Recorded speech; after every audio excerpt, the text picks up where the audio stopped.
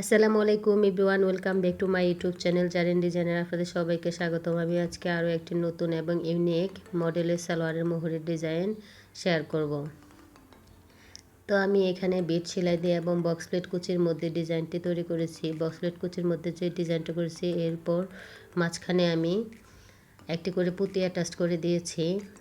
তো আশা করি সম্পূর্ণ ভিডিও স্কিপ না করে দেখতে থাকবেন। তো আমি এখানে প্রথমে যে বিট সেলাই দিয়ে ডিজাইনটা করে নেব তার জন্য কাপড় নিয়েছি 3.5 ইঞ্চি চওড়া এবং 17.5 ইঞ্চি লম্বা। তো 6 ইঞ্চি মোড়ার জন্য আমার লাগবে 12 ইঞ্চি এবং 1 ইঞ্চি সেলাইয়ের জন্য বেশি লাগবে। তো 14 ইঞ্চিতে আমি মোড়াটি কাটিং করে নিয়েছি 7 ইঞ্চি চওড়ায় 2 বাসে। তো আমি এখানে আরও 4 ইঞ্চি কাপড় বেশি নিয়েছি, যেহেতু বিট সেলাইয়ের পর কাপড়টা আমার কমে যাবে।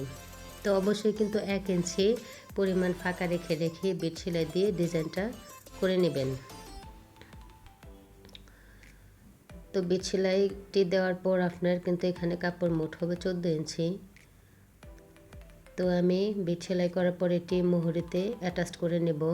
মোহরির কাপড়টা উপরের দিকে রেখে এবং ডিজাইনের কাপড়টা নিচের দিকে রেখে এর উপর মোড়ার কাপড়টা আমি বসিয়ে তারপর সেলাই করে আটকে নিচ্ছি।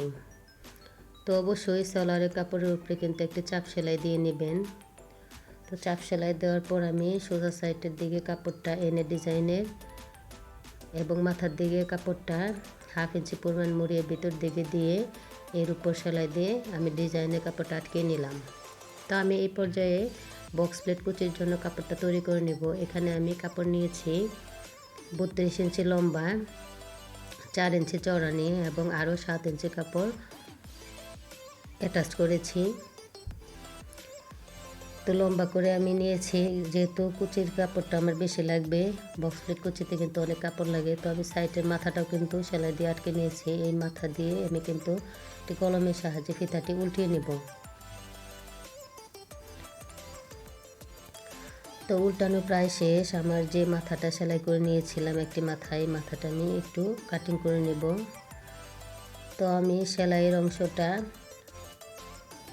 মাঝখান বরাবর এনে কাপড়টা আমি আয়রন করে নিয়েছি। এই পর্যায়ে আমি যে ডিজাইনের কাপড়টা বসিয়ে উপরে দিয়ে যে জয়েন্টটা পড়েছিল এই জয়েন্টের উপর কিন্তু অবশ্যই বসাতে হবে। তো আমি একটি ভাঁজ নিডেলের দিকে দিব, আরও একটি ভাঁজ আমি আমার দিকে দিয়ে মাঝখান বরাবর সেলাই করে আটকে নেব। তো দুনো সাইডে কিন্তু সমানভাবে ভাঁজ দিয়ে বক্স প্লেট কুচিটা করে নিতে হবে, এতে করে ডিজাইনটা করার পর সুন্দর মিলে যাবে। তো বক্স প্লেট কুচিটা অবশ্যই 1 ইঞ্চি পরিমাণ ফাঁকা রেখে করবেন, মানে মাঝখানের ইটটা হবে 1 ইঞ্চি পরিমাণ। যারা আমার চ্যানেলে নতুন তারা অবশ্যই সাবস্ক্রাইব করে পাশে থাকবেন এবং বেল বাটনটি অন করে রাখবেন। তো আমি একই নিয়মে কিন্তু বক্স প্লেট কুচিটা দিয়ে নিচ্ছি। তো কুচিটা করার পর আমার কিছুটা কাপড় বাড়তি ছিল, এই বাড়তি কাপড়টা আমি কাটিং করে ফেলে দেব। তো আমি এই পর্যায়ে সুই সুতা এবং কিছু পুঁতি নেব ডিজাইনটি করার জন্য। তো আমি একটি কোনা সুই সুতা আটকিয়ে তারপর আরও একটি কোণার থেকে সুই সুতা আটকিয়ে সুতা টেনে নিলে দেখবেন একটি সুন্দর ডিজাইন হচ্ছে। তো ডিজাইনের মাঝখান বরাবর একটি আমি পুঁতি অ্যাটাচ করে দিচ্ছি। তো পুঁতিটি আমি লাগিয়ে নিলাম। তো এই পর্যায়ে আমি আরও একটা ডিজাইন করে নিচ্ছি। তো মাঝখান বরাবর কিন্তু আমি সুই সুতা উঠিয়ে নিচ্ছি। তো এই কোণার থেকে সুইটা আটকিয়ে এরপর আরও একটি কোণার থেকে সুইটা আটকিয়ে সুতাটা টেনে ডিজাইনটা করার পর এর মাঝখানে আরও একটি পুঁতি আমি বসিয়ে নিচ্ছি। তো দেখুন বন্ধুরা, আমি আরও একটি ডিজাইন করে নিচ্ছি এবং পুঁতি অ্যাটাচ করে নিচ্ছি, মানে কোণার থেকে সুই সুতা আটকিয়ে আরও একটি কোণার থেকে সুই সুতা আটকিয়ে টান দিলে কিন্তু ডিজাইনটা হয়ে যাবে। তা আমি একই নিয়মে কিন্তু সবগুলো ডিজাইনে করে নেব।